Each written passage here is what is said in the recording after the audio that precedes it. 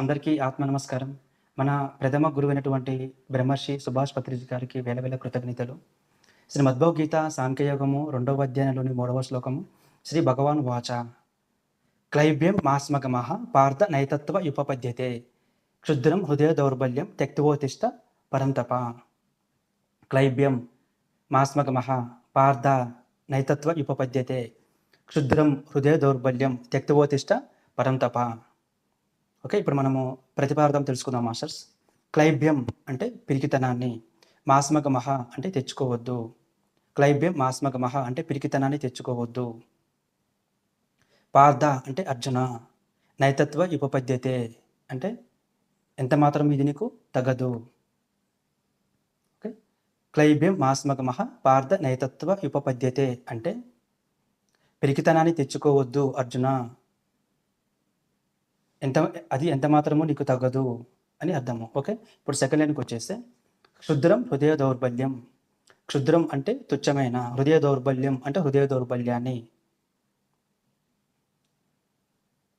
క్షుద్రం హృదయ దౌర్బల్యం అంటే తుచ్చమైన హృదయ దౌర్బల్యాన్ని. త్యక్తవోతిష్ట పరంతప. త్యక్తవోతిష్ట అంటే త్వజించిలే, పరంతప అంటే శత్రువులను తప్పింపచేసేవాడా.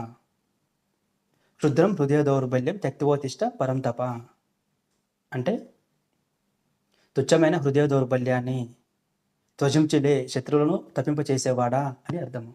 ఓకే, ఇప్పుడు మనము తాత్పర్యం చెప్పుకుందాము. శ్రీకృష్ణుడు చెప్తున్నాడు, ఓ పార్థ పిరికితనాన్ని తెచ్చుకోవద్దు. ఓ పార్థ అంటే ఇక్కడ అర్జునుడు అని అర్థం చేసుకోవాలి మనము. ఓకే, ఓ అర్జున పిరికితనాన్ని తెచ్చుకోవద్దు, అది నీకు ఎంత మాత్రమూ తగదు. తుచ్చమైన హృదయ దౌర్బల్యాన్ని విడిచిపెట్టి యుద్ధానికి సంసిద్ధుడవు కా అని చెప్తున్నాడు. ఓకే, ఇప్పుడు మనము కొంచెం వివరణ తెలుసుకుందాము. అధైర్యము, పిరికితనము, హృదయ దౌర్బల్యము ఇవన్నీ మనసులోకి ప్రవేశించగానే బుద్ధి అనేది పనిచేయడం మానేస్తుంది. విచక్షణ జ్ఞానం అనేది నశించిపోతుంది. కనుక తనకు సాటి లేని మేటి వీరుడు అని అనుకొని నేను ఏమైనా చేయగలను, ఏమైనా సాధించగలను, ఏమైనా పొందగలను అని తన అంతిమ లక్ష్యం వైపు మాత్రమే దృష్టి పెట్టాలి.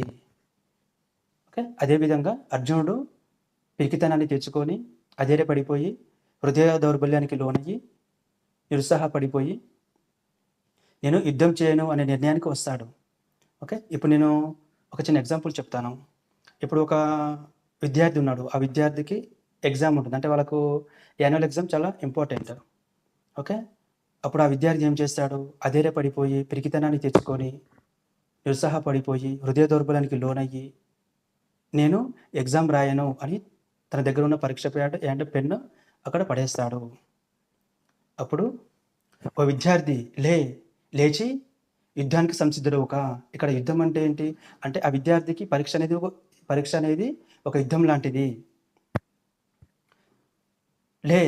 ఓ విద్యార్థి లేచి పరీక్షకు సంసిద్ధుడవు కా. అంతేగాని అధైర్యపడిపోయి పిరికితనాన్ని తెచ్చుకొని హృదయ దౌర్బల్యానికి లోనయ్యి నిరుత్సాహపడిపోయి ఎగ్జాము రాయకుండా ఉండమాకు.